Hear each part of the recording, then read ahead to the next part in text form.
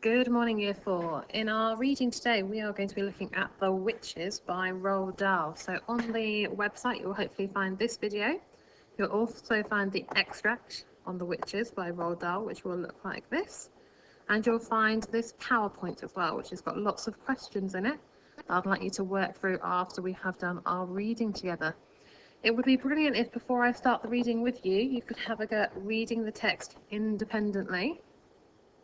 And then you can listen to me reading the chapter to you after you are done.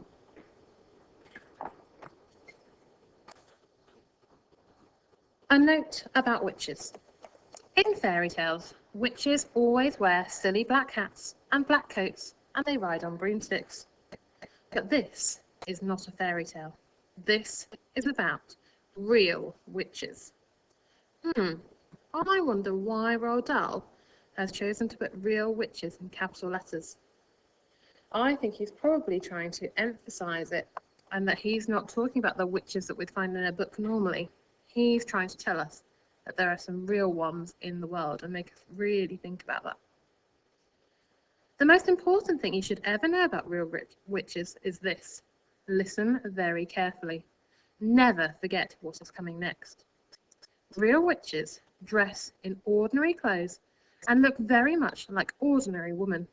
They live in ordinary houses and they work in ordinary jobs.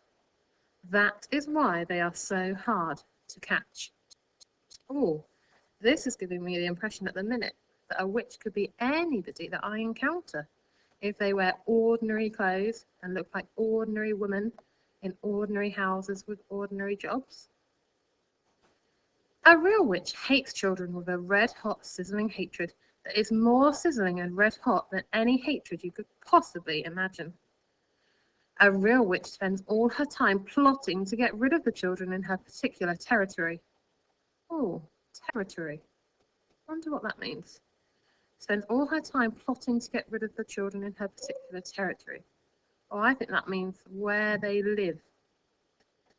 Her passion is to do away with them, one by one. It is all she thinks about the whole day long. Even if she is working as a cashier in a supermarket, or typing letters for a businessman, or driving around in a fancy car, and she could be doing any of these things. Her mind will always be plotting and scheming and churning and burning and whizzing and fizzing with murderous, bloodthirsty thoughts. Which child? She says to herself all day long. Exactly which child shall I choose for my next squelching? A real witch gets the same pleasure from squelching a child as you get from eating a plateful of strawberries and thick cream. Ooh, I like how Roald Dahl's used this description in here, as I get from eating a plateful of strawberries and thick cream. Well, I know that I love eating a plateful of strawberries and thick cream, so I can only imagine how much these witches love squelching children. She reckons on doing away with one child a week. Anything less than that, and she becomes grumpy. One child a week is 52 a year. Squish them and squiggle them and make them disappear. That is the motto of all witches. Very carefully, a victim is chosen. Then the witch stalks the wretched child like a hunter stalking a bird in the forest. She treads softly, she moves quietly.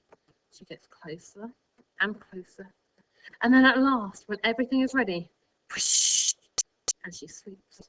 Sparks fly, flames leap, oil boils, rats howl, skin shrivels, and the child disappears. Oh, I really like how Roald Dahl used lots of short sentences here for effect. It made me feel like something terrible was happening. A witch, you must understand, does not knock children on the head, or stick knives into them, or shoot at them with a pistol. People who do those things get caught by the police. A witch never gets caught.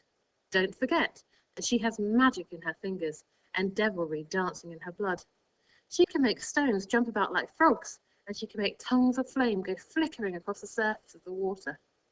These magic powers are very frightening. Luckily, there are not a great number of real witches in the world today, but there are still quite enough to make you nervous. In England, there are probably about 100 of them altogether. Some countries have more, others have not quite so many. No country in the world is completely free from witches. A witch is always a woman. Oh, I think he said something earlier about them being ordinary women, so that makes sense to me. I do not wish to speak badly upon women. Most women are lovely, but the fact remains that all witches are women. There is no such thing as a male witch. On the other hand, a ghoul is always a male. So indeed is a Barghest. Both are dangerous, but neither of them is half as dangerous as a real witch. Okay, if I think about what he's told me so far, then I know that witches just look like ordinary people. They could be doing any job at all. They could live anywhere. And they are always a woman. So I know all of those things from what he's told us so far. As far as children are concerned, a real witch is easily the most dangerous of all the living creatures on earth. What makes her doubly dangerous is the fact that she doesn't look dangerous. Even when you know all the secrets, you'll hear about those in a minute, you can still never be quite sure whether it is a witch you are gazing at or just a kind lady. If a tiger were able to make himself look like a large dog with a waggy tail, you would probably go up and pat him on the head, and that would be the end of you. It is the same with witches. They all look like nice ladies. Kindly examine the picture below. Which lady is a witch? That is a very difficult question, but it is one that every child must try to answer. Well, if I look at those two ladies, they look very similar to me. He did say they just look ordinary, doesn't he? So I guess I wouldn't be able to tell at all. For all you know, a witch might be living next door to you right now. Or she might be the woman with the bright eyes who sat opposite you on the bus this morning. She might be the lady with the dazzling smile who offered you a sweet from a white paper bag in the street before lunch. She might even, and this will make you jump, she might even be your lovely school teacher who is reading these words to you at this very moment. Look carefully at that teacher. Perhaps she is smiling at the absurdity of your suggestion. Don't let that put you off. It could be part of her cleverness. Oh, so I know this part here is all about how these witches might be trying to trick us. They could be anybody, but they're not going to let us know, are they? I am not, of course, telling you for 1 second that your teacher actually is a witch. All I am saying is that she might be one.